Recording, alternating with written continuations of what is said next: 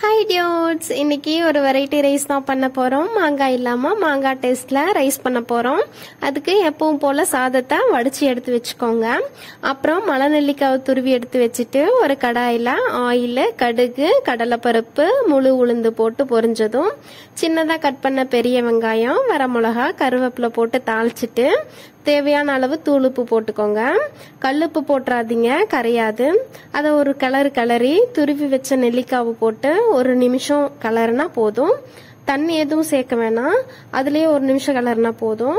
அப்படியே அச்சசல் மாங்காய் சாதம் சாப்பிட்ட ஃபீல் இருக்கும். மாங்காய்க்காக மே மாதம் வரைக்கும் வெயிட் பண்ண தேவையில்லை. இந்த மலை நெல்லிக்காய் இருந்தால் போதும், மாங்காய் டேஸ்ட்டை அப்படியே கொண்டு வந்துடும். அதுவும் இல்லாமல் மலை நெல்லிக்காய் பிடிக்காதவங்களுக்கு இது மாதிரி செஞ்சு கொடுங்க, கண்டிப்பாக சாப்பிட்டுப்பாங்க. ஒரு நிமிஷத்துக்கு அப்புறம் வடிச்ச சாதத்தை போட்டு உதிரியாக நல்லா கிளறி எடுத்தா சூடான சுவையான ஹெல்தியான மலை நெல்லிக்காய் சாதம் ரெடி. உங்கள் வீட்டு குழந்தைங்களுக்கு நெல்லிக்காய் கிடைக்கும் போது செஞ்சு கொடுங்க, விரும்பி சாப்பிடுவாங்க. ட்ரை பண்ணி பார்த்துட்டு எப்படி இருக்குன்னு கமெண்ட் பண்ணுங்க. வீடியோ பிடிச்சிருந்தா சப்ஸ்கிரைப் பண்ணி சப்போர்ட் பண்ணுங்க.